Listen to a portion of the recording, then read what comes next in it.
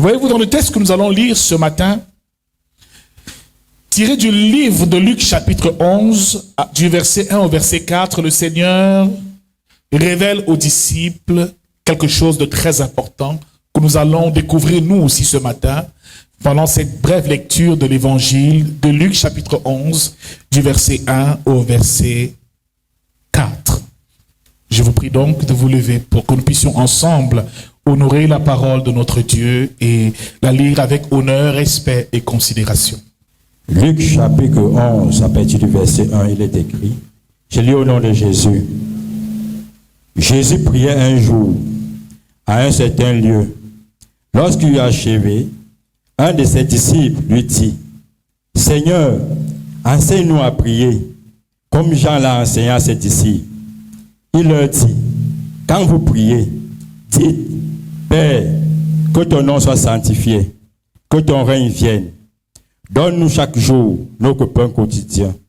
Pardonne-nous nos péchés, car nous aussi nous pardonnons à quiconque nous offense. Et ne nous induis pas en tentation. Amen. Alléluia. Est-ce que tu peux encore t'asseoir en acclamant, même avec ta Bible, la parole de l'Évangile? Alors, bien-aimés dans le Seigneur, le thème de notre message et de la suite du message, c'est le mystère des prières. Et dans le texte que nous avons lu de Luc chapitre 11, à partir du verset 1, la Bible déclare « Jésus priait un jour en un certain lieu ». Dis à ton voisin, Jésus priait. Frère, seulement cette phrase est lourde de sens. Jésus qui est le Fils de Dieu, Jésus qui est Dieu, priait. Cela veut dire que pendant que le Seigneur, le Maître, celui-là qui a créé toutes choses, vivait sur la terre des hommes, avait été incarné dans cette réalité terrestre et charnelle, la Bible déclare qu'il priait. Dis à ton voisin, comment Dieu peut-il prier? Demande-lui, est-ce qu'il a besoin de prier? Il est déjà Dieu, pourquoi prie-t-il encore? Bien-aimé, seulement cette phrase qui nous dit Jésus priait, nous relate un certain fait. Cela veut dire que Jésus avait compris que la prière était importante. Bien-aimé, nous qui ne sommes même pas des... on n'est pas aussi spirituels que les anges. Il nous recommande à nous aussi de prier. Mais avant cela, il faut comprendre une chose. Jésus priait, alors qui es-tu pour ne pas prier? Pose la question à ton voisin, qui es-tu pour ne pas prier? Alléluia. Tu dors le soir, tu ne pries pas. Tu te réveilles le matin, tu ne pries pas. Tu marches, tu ne pries pas. Tu vis sans prier. Alors, bien-aimé, Jésus priait. Jésus qui était Dieu priait. Parce que, bien-aimé, la prière est le seul moyen par lequel on peut faire descendre le royaume de Dieu sur terre. La prière est donc une clé qui permet d'ouvrir et de faire descendre le royaume de Dieu sur terre. Jésus-Christ a dit, le royaume des cieux s'est approché. Cela veut dire que nous, en tant qu'enfants de Dieu, nous sommes ici dans ce monde, mais nous ne sommes pas du monde. Nous appartenons à un autre royaume. Le royaume des cieux ou le royaume de Dieu. Alors, au moment où tu pries, frère, c'est un moment où tu retournes dans ta patrie. Où tu retournes dans le royaume céleste, dans la patrie éternelle, car nous sommes citoyens célestes, citoyens du royaume des cieux. Alors, un chrétien qui ne sait pas que c'est dans ce royaume qu'il y a tout ce dont il a besoin, est un chrétien qui est perdu. Alors Jésus priait, et la Bible déclare qu'il dit prier sans cesse. Et Éphésiens chapitre 6 au verset 18, il dit, faites en tout temps, par l'Esprit, toutes sortes de prières et de supplications. Veillez-y avec une entière persévérance et priez pour tous les saints. Donc, il nous recommande de faire en tout temps toutes sortes de prières et de supplications. Frères, on doit prier en tout temps. La prière, c'est notre moyen d'expression, un moyen de communication avec le Père Céleste, une rencontre privilégiée, une communion avec lui. Mon frère, il demande même de prier dans le secret, afin que votre Père céleste vous réponde dans le secret. Donc frère, la prière est quelque chose d'important. Un chrétien qui ne prie pas est un chrétien qui est mort spirituellement. Un chrétien qui a perdu sa vie de prière est un chrétien que le diable a déjà muselé et bâillonné, qui est déjà prêt à être livré en pâture. Frère, je te rassure et je vous rassure, dès l'instant où tu n'arrives plus à prier, cela veut dire que le diable t'a déjà gagné. Ce n'est qu'une question de jours, de semaines, de secondes. Tu seras dévasté totalement, car d'autres adversaires, le diable rôde comme un lion rougissant cherchant qui dévorera. Mais pendant que tu es dans la prière, l'ennemi ne peut pas t'atteindre. Frère, il est important de réaliser que toutes nos batailles, c'est dans la prière. Toute nos réussites au grand jour dépendent de la qualité de notre intimité dans le secret avec Dieu. Donc Jésus priait, alors mon frère prie aussi. Prions,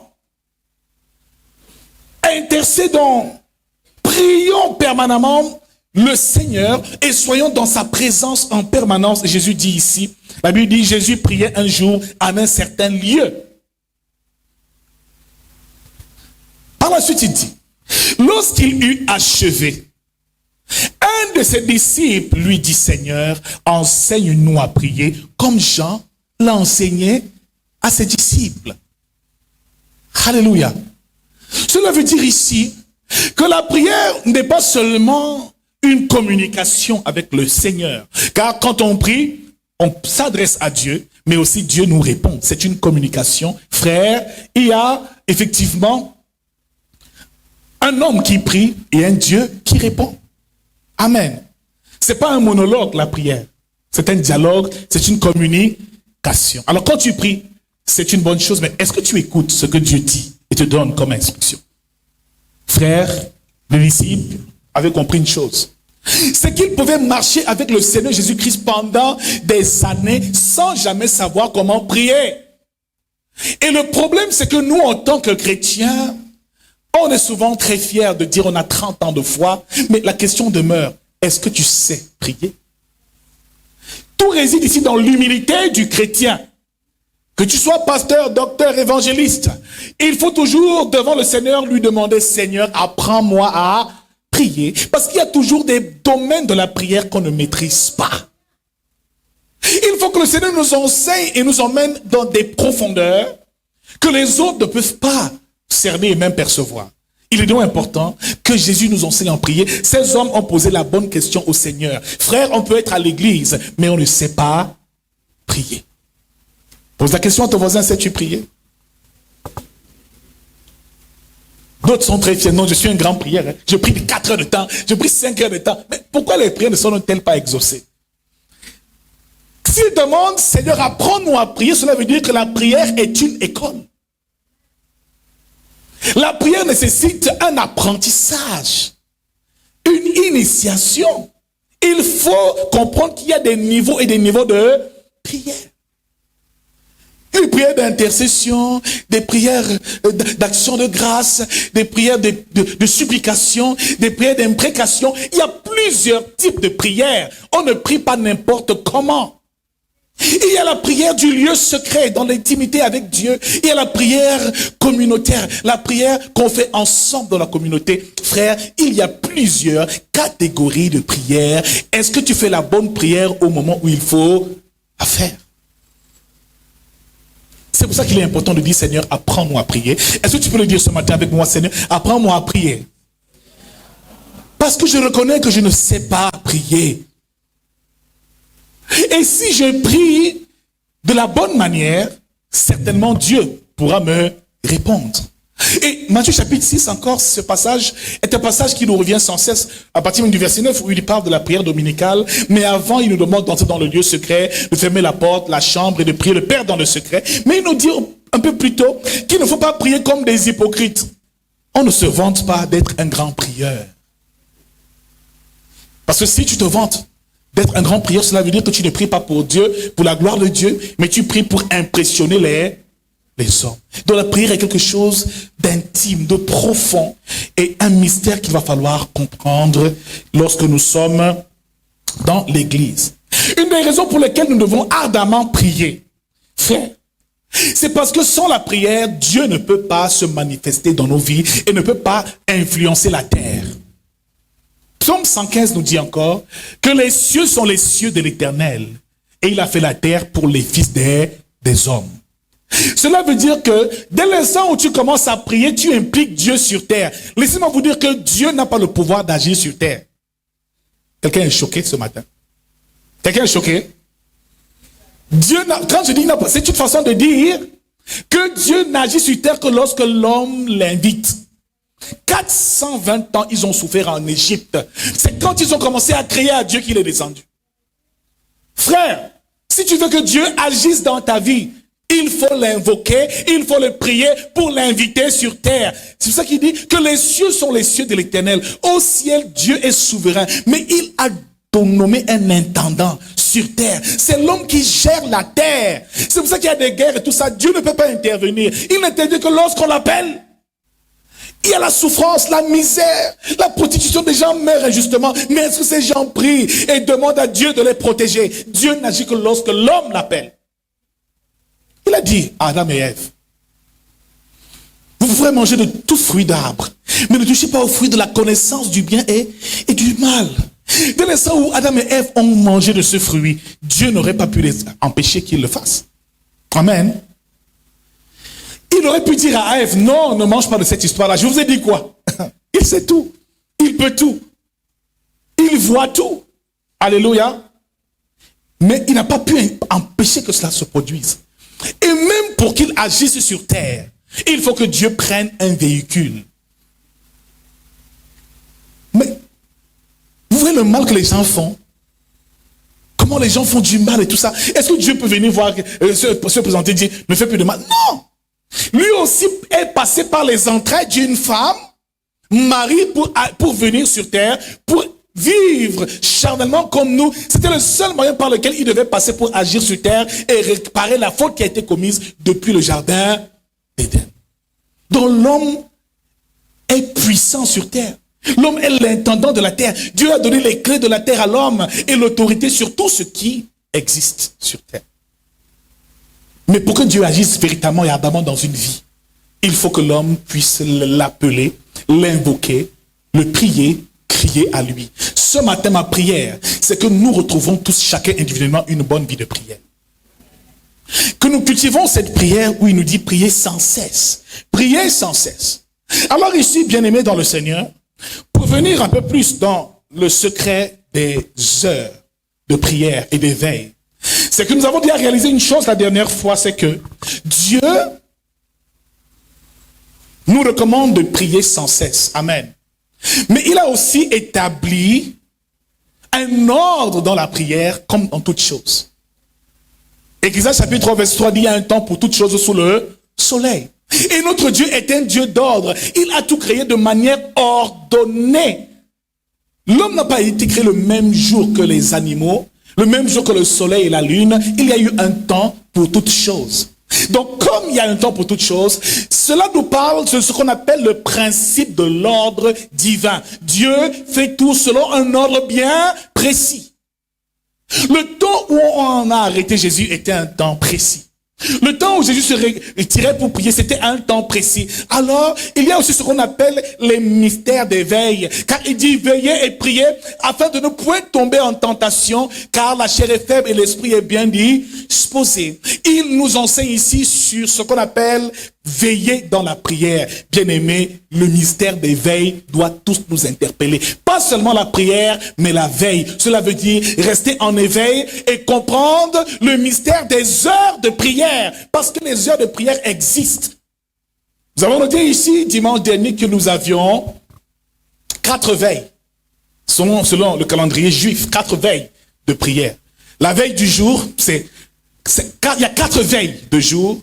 Et il y a 4 veilles la nuit. Donc en fait, c'est 8 veilles qui ont été établies par Dieu. Alléluia.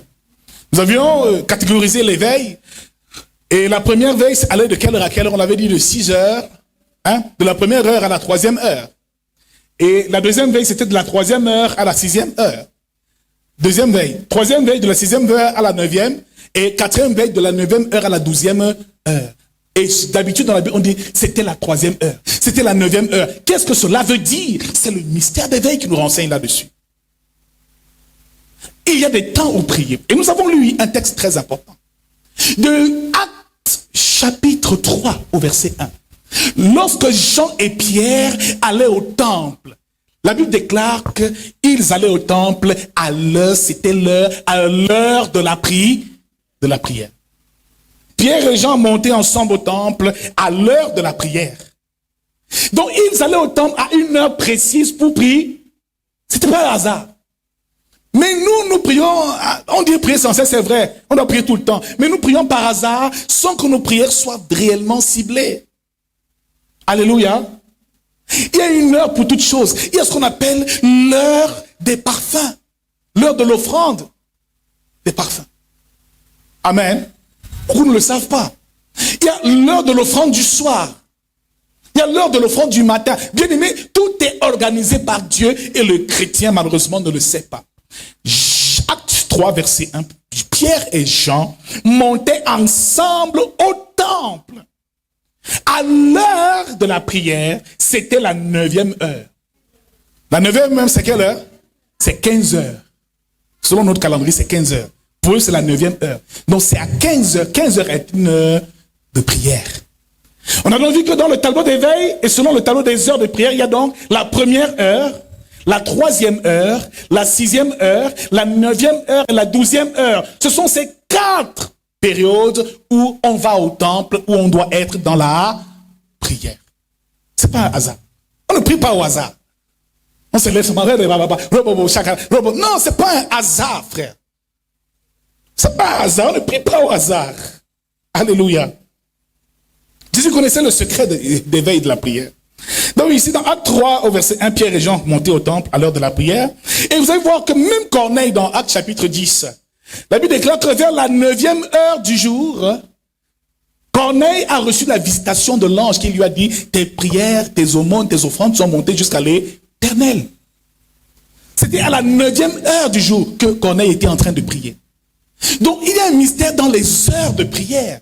Ce n'est pas un hasard, on ne prie pas au hasard. Et quand on est dans l'ignorance, bien aimé, on peut se retrouver en train de faire tant de choses. Dans Luc chapitre 1 verset 10, à l'heure de l'offrande des parfums, le sacrificateur Zacharie a été visité par l'ange du Seigneur aussi. Zacharie, le mari d'Élisabeth, les parents de Jean-Baptiste.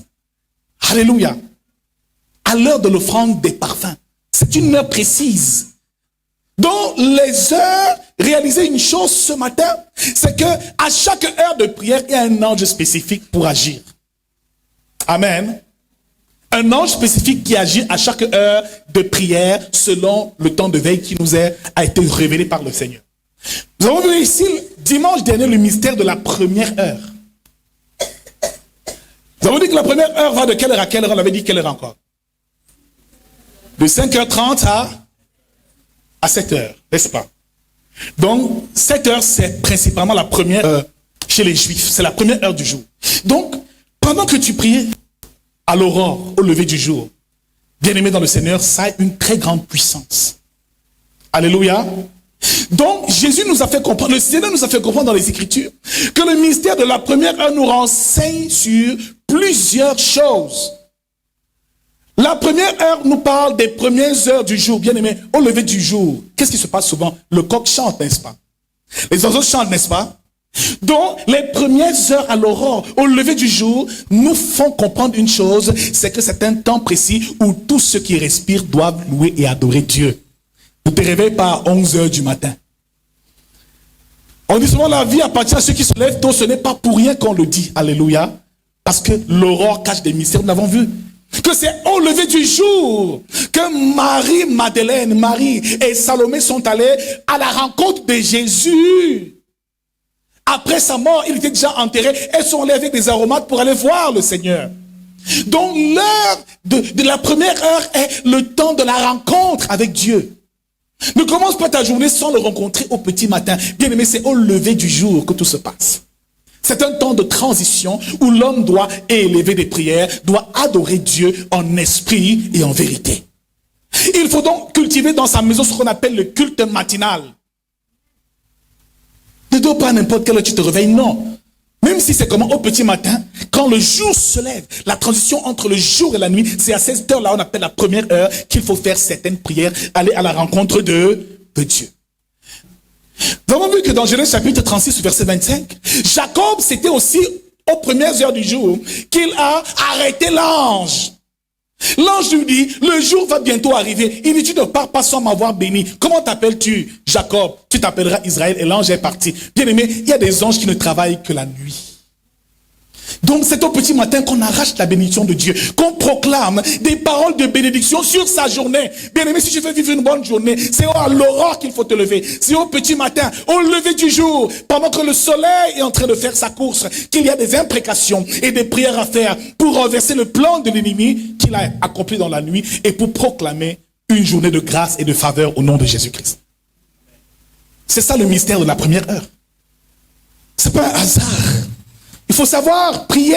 C'est pour ça qu'il est important de dire, Seigneur, apprends-moi à prier. Apprends-moi. J'ai besoin que tu renouvelles mon intelligence, même dans ma marche avec Dieu et dans la culture de la prière. On ne prie pas au hasard. Il faut apprendre à faire des prières ciblées, nous l'avons dit la dernière fois. La première heure est donc une heure de rencontre, où on va à la rencontre du Seigneur, de son Dieu, où on va à la rencontre de la bénédiction de l'Éternel. Troisièmement, où on reçoit la visitation de l'ange. Alléluia. Bien-aimé dans le Seigneur, il y a des choses que tu ne reçois qu'au petit matin, pas après. Amen. Donc, aie l'habitude de te lever tôt aux aurores. Donc, c'est un temps de bonnes nouvelles aussi, nous l'avons dit, on ne va pas revenir sur tout l'enseignement. Ce qui nous interpelle ce matin, c'est qu'après la première heure, le mystère de la première heure qui a été révélé dimanche dernier, nous puissions comprendre ce que c'est que le mystère de la troisième heure du jour. C'est ça le thème de ce jour. Amen. On prie à la première heure, à la troisième heure, cela veut dire 9 heures. On prie à la sixième heure, cela veut dire midi. On prie à la 9e heure, cela veut dire 15 heures. On prie à la 12e heure du jour, cela veut dire 18 heures. C'est 4 veilles, 4 temps de prière. C'est pas un hasard. Il faut donc comprendre quel est le mystère caché derrière chacune de ces heures. Cela est très important. Dieu ne fait pas des choses au hasard et dans le désordre, car notre Dieu est un Dieu d'ordre. Pour savoir qu'à 9 heures du matin, il y a un certain type de prière qu'il faut faire. Amen. Les prières que tu fais à 6 heures du matin, ce n'est pas la même chose à 9 heures. Les intentions et les sujets diffèrent selon les horaires. Amen. Donc, parfois nous prions avec beaucoup de zèle, mais nous prions sans organisation, sans que nous nous soyons ordonnés dans notre pratique de la prière. Qui est béni ce matin par ce message? Alléluia. Donc si tu te réveilles le matin, quand le jour s'est déjà levé, c'est grave. Réveille-toi le matin, quand le soleil est en train de se lever. Le jour se lève, après avoir déclaré des paroles de bénédiction pour la journée, tu sors. On a même dit dimanche dernier que tu dois sortir pieds nus et regarder le jour se lever et déclarer haut et fort que tu es béni. Cette journée est bénie, car les bontés du Seigneur se renouvellent chaque matin. Ces compassions ne sont pas à leur terme. Elles se renouvellent chaque matin. Donc c'est chaque matin que les bontés de l'Éternel se renouvellent dans la vie de ses enfants. Alors bien, ne sois pas endormi aux premières heures, à la première heure du jour. Nous l'avons dit ici, que beaucoup d'autres sorciers aussi le font. Hein.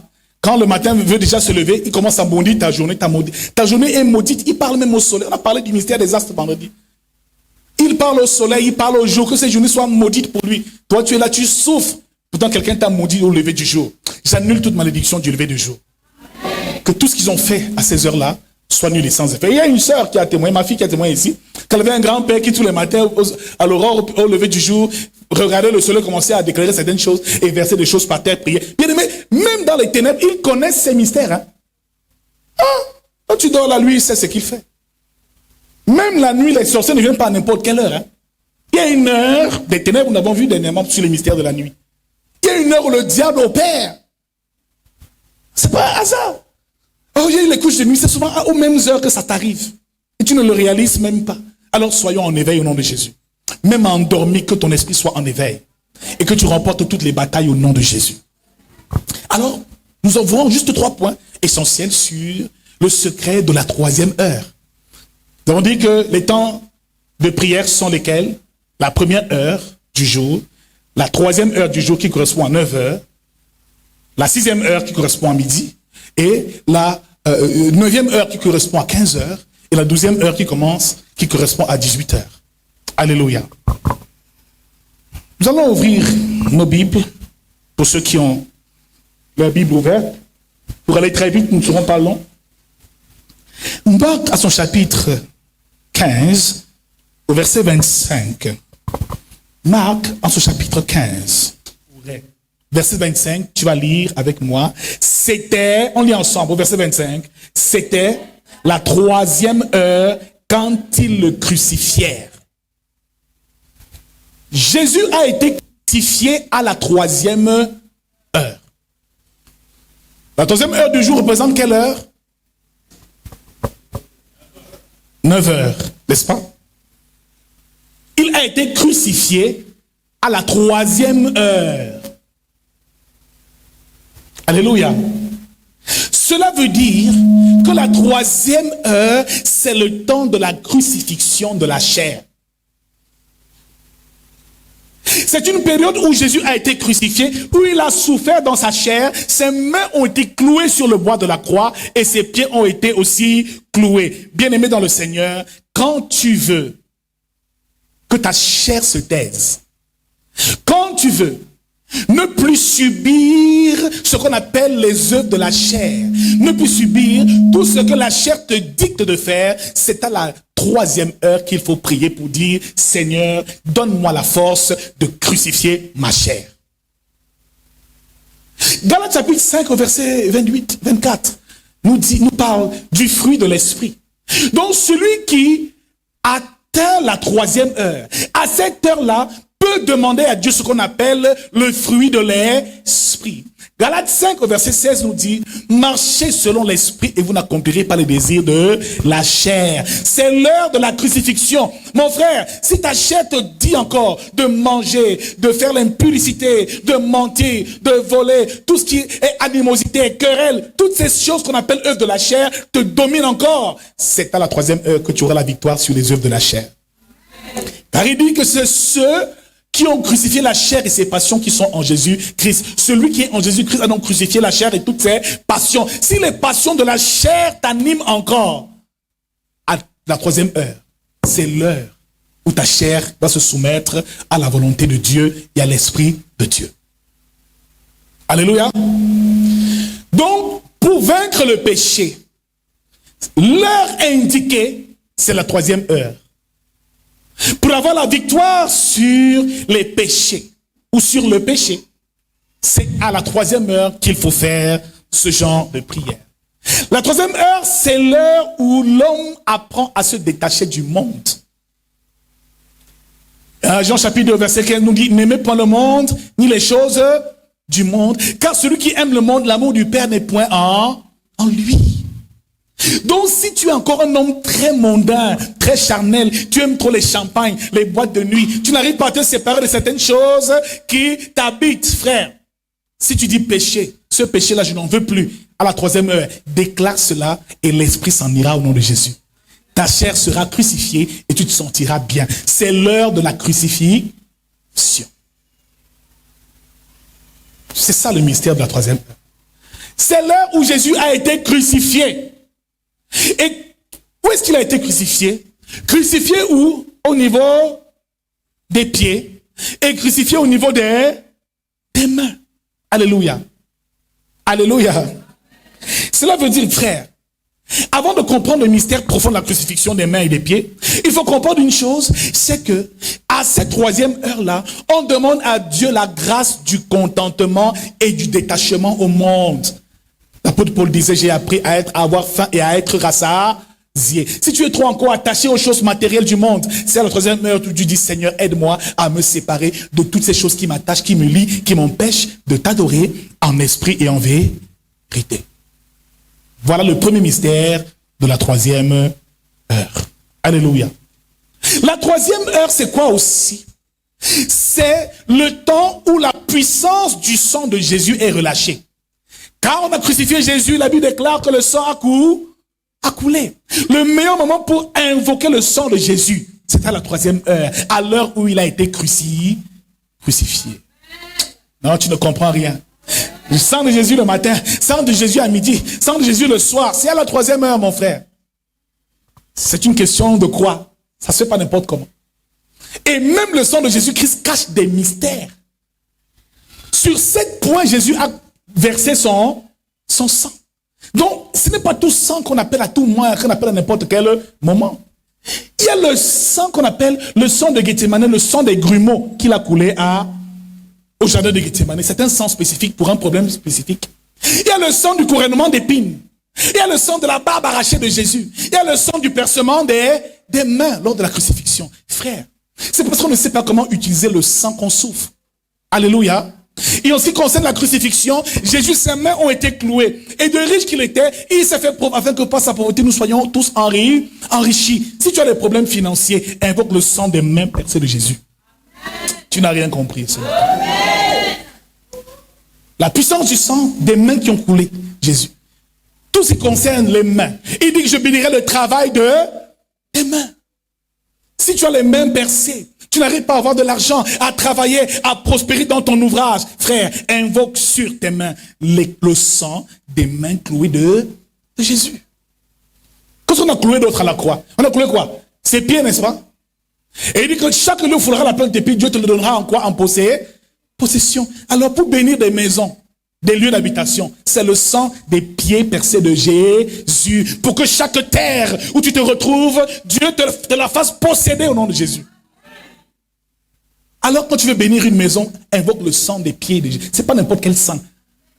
Le sang de la flagellation, vous voyez, quand on a fouetté Jésus derrière, on dit que c'est pas ces meurtrissures que nous sommes guéris. Quand tu veux la guérison, c'est le sang des meurtrissures, le sang de la flagellation de Jésus, le sang qui a coulé sur les blessures que l'ennemi a infligées à Jésus au dos. Parce que quand on a des ennemis qu'on ne voit pas, Jésus, pendant qu'on le fouettait, il ne savait pas qui le tapait.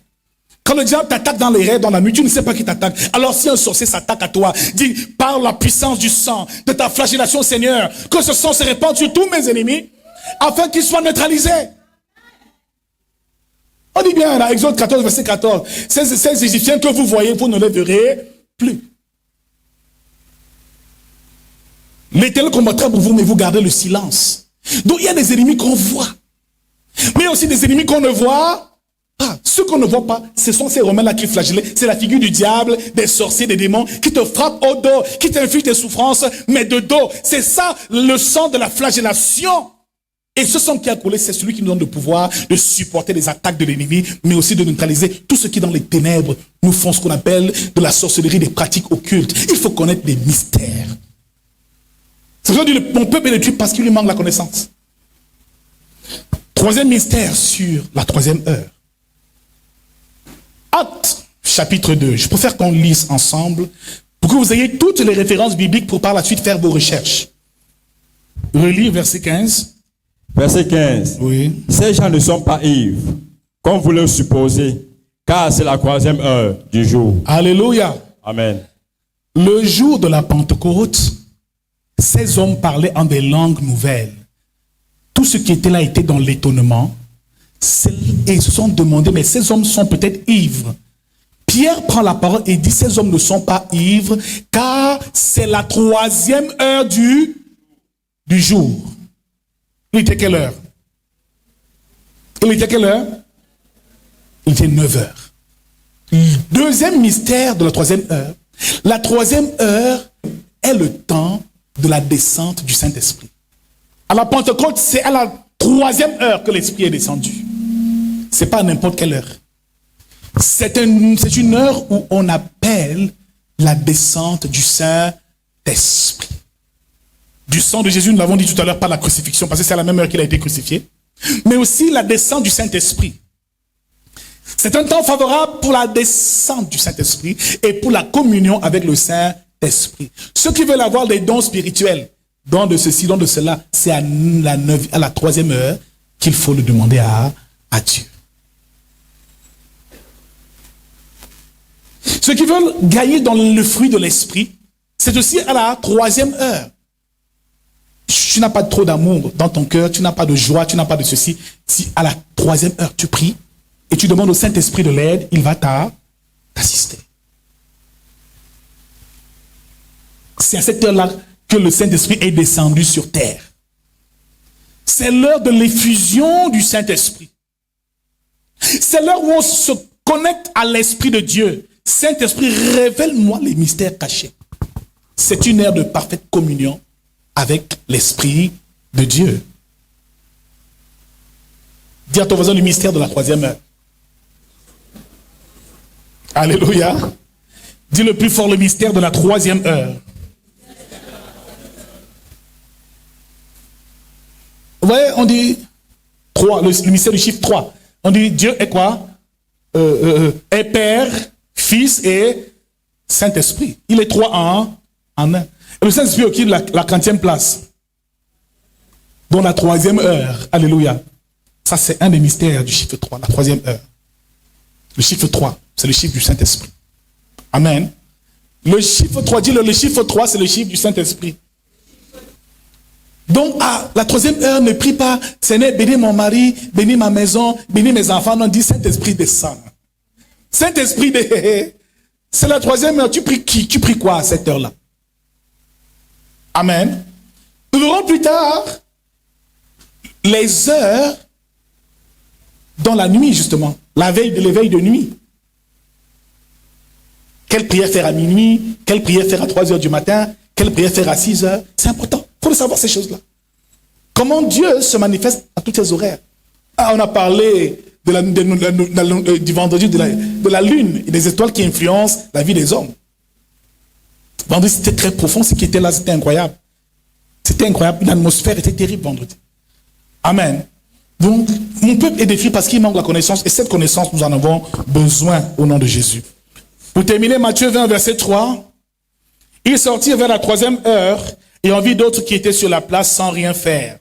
Il leur dit, allez aussi à ma vigne et je vous donnerai ce qui sera raisonnable.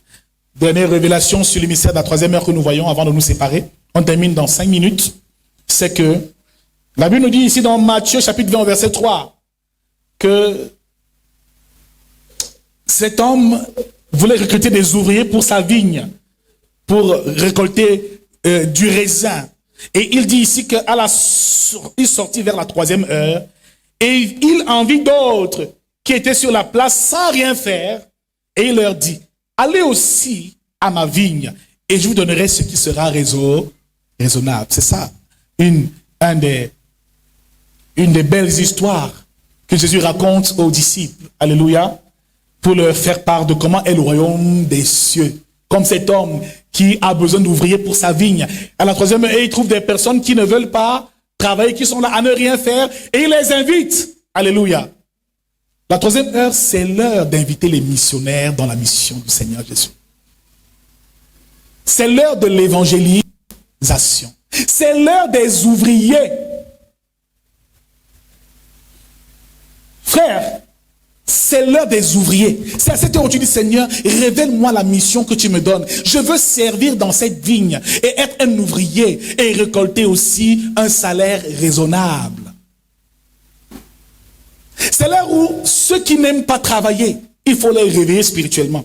Si quelqu'un est dans l'église et ne veut rien faire, c'est à la troisième heure que tu pries pour que Dieu le quitte afin que lui aussi soit utile pour l'œuvre de Dieu. C'est un des mystères importants. C'est le temps des ouvriers. C'est le temps de l'évangélisation. C'est le temps pour gagner les âmes. C'est le temps pour travailler dans la maison de Dieu. Amen. C'est le temps pour que tu dis, Seigneur, toi, le maître de la moisson, envoie des ouvriers dans l'église. Alors si tu veux que l'église prospère et qu'il y ait davantage d'ouvriers, c'est à la troisième heure que tu dis, Seigneur, visite cette église-là, qu'il y ait des ouvriers. Voilà 4 points importants que nous voyons aujourd'hui. Sur le mystère de la troisième heure, nous en verrons peut-être d'autres les prochaines fois. Mais par la suite, nous verrons le mystère de la 6e heure. Cela veut dire de midi. Alléluia. Et pour donner un aperçu, c'est entre la 6e et la 9e heure que les ténèbres ont envahi la terre lorsque Jésus mourait.